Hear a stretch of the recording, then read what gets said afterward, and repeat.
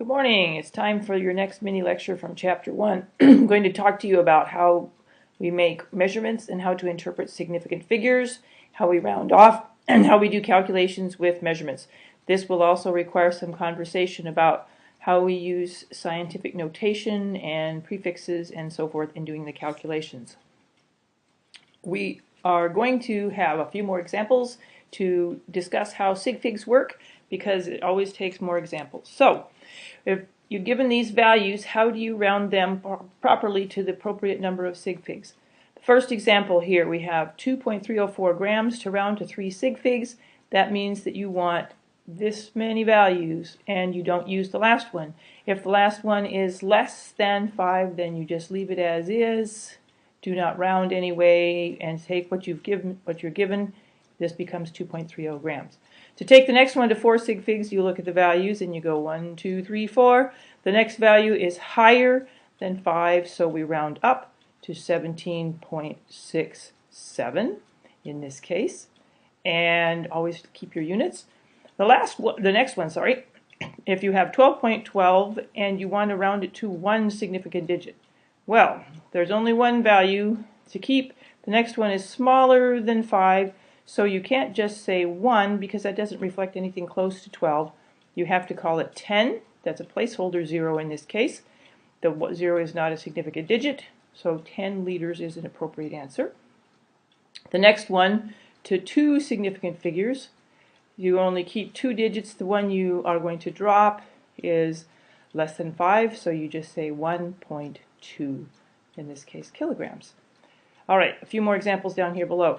How many sig figs do these measurements have? 3.45, all the digits count. We give that a 3 sig fig valuation. Whoops, my tool isn't writing where I want.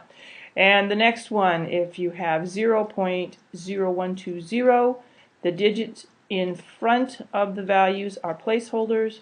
The ones at the end count, so that would be a 3 sig fig answer.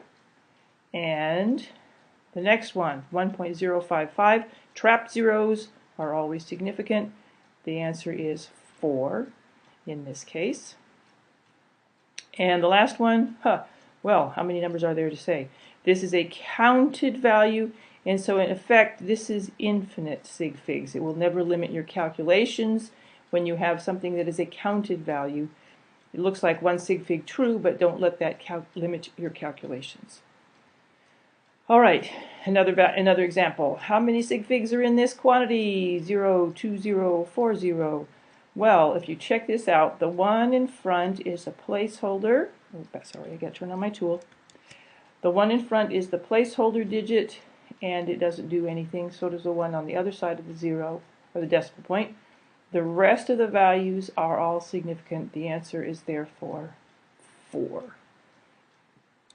All right, now talking about these values of sig figs and so forth reflects the idea that we're trying to describe numbers with appropriate accuracy and precision.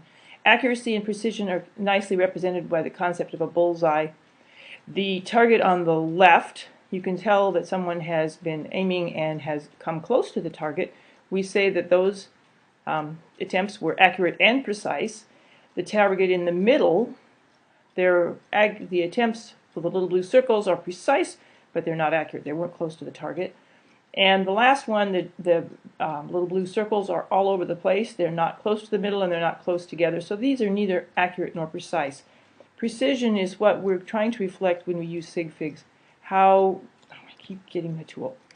How closely and how well these numbers are represented has to do with how many digits you include in your values.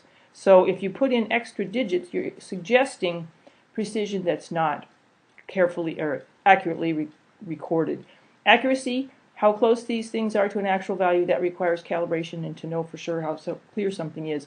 Precision, you can only be as precise as your measuring tool, which is portrayed in the next example. In this example, which one of these 3 is giving the most precise measurement? In other words, the most clearly, carefully measured amount. The first cylinder, if you had to give an answer, probably you would suppose that it has about 17.5 milliliters of fluid in the cylinder. I would guess that myself. The second one, let's see, how much do you suppose that is? That should be about 30, well, each unit must be 2, so that's 34. Can you guess one digit past that? You could, but it's not easily read. It's okay. And the last one, if you're looking at this one, this is exactly like the one in your example in the Pogel book. If you're measuring the volume here, the measurements start from the top in this example because it's a different type of device. It'd be 15 point, well, what are those units? Those units are tenths, and so it'd be 1, 2, 3, 4. Can you estimate one more digit in this case? I think you could. I think you could call it 15.40. You might estimate differently than I do, and you might say 15.39. So the last digit is always a guesstimate, but it's still included, and in that case, milliliters is the answer either way, although that's not explicit in the device. So in these three examples, the last one has the most precise information because you've got 2 places past the decimal in your reported value. Here's an example of something that made me laugh in common occurrence in retail. I saw this sign that said 8.79 plus or minus acres. Now, what do they mean there? Do they know how many acres it is, or how much they're giving away, or plus or minus what? It's kind of an odd reference to how precision might be reported. So, we need to talk further about problem solving, but I'm going to stop this recording and make it a short one, and then make a new one that continues with that concept.